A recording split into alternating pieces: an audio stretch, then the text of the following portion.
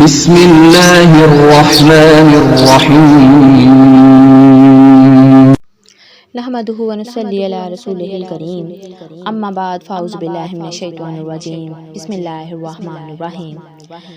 جب حضرت نوح علیہ السلام کشتی بنا رہے تھے تو ایک مومنہ بوڑھی عورت روز اللہ کے نبی کے پاس اپنی گٹھری لے کر آتی اور کہتی، اے اللہ کے نبی، کب کشتی روانہ ہوگی؟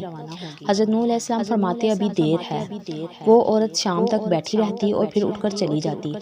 ایک دن حضرت نوح علیہ السلام نے فرمایا کہ اے عورت، جب جانا ہوا تمہیں بتا دیا جائے گا۔ وہ عورت واپس چلی گئی اور انتظار کرنے لگی کہ کب نوح بلائیں گے۔ اس دوران عذاب آ گیا اور کشتی روانہ ہو گئی، لیکن حضرت نوح علیہ السلام نے اس عورت کو نہ بلایا۔ ظاہری طور پر نوح علیہ السلام کو اس کو بلانا بھلا دیا گیا۔ جب طوفان تھما تو ایک دن حضرت نوح علیہ السلام کے دل میں محبت اٹھی کہ شہر کو دیکھوں جہاں سے چلا تھا۔ وہاں آئے اور قریب جا کر دیکھا تو ایک جھونپڑی میں دیا جل رہا تھا۔ حضرت نوح علیہ السلام یہ دیکھ کر چونک گئے کہ روئے زمین پر کوئی ایسا گھر بھی ہے کہ اتنے عظیم طوفان کے بعد بھی جس میں چراغ جل رہا ہے۔ انہوں نے وہاں تکبیر بلند کی تو وہ عورت سامان لے کر آ گئی اور کہنے لگی، یا نبی اللہ، کیا کشتی تیار ہے، چلیں؟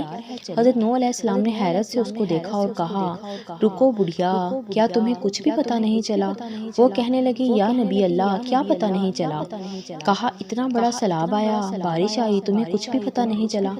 بڑھیا کہنے لگی، یا نبی اللہ، بس ایک دن بادل گرجے تھے اور کچھ ہلکی سی پھوہار پڑی تھی۔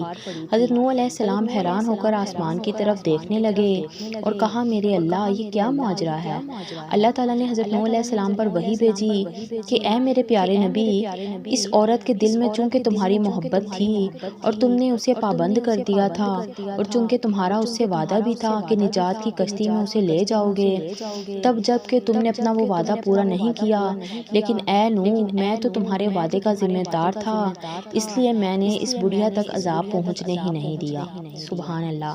درود پاک ہر درد کی دعا ہے، درود پاک پڑھتے جائیں، پڑھاتے جائیں۔ اللہ پاک آپ سب کو اپنے حفظ و ایمان میں رکھے۔ وما علینا الا البلاغ المبین۔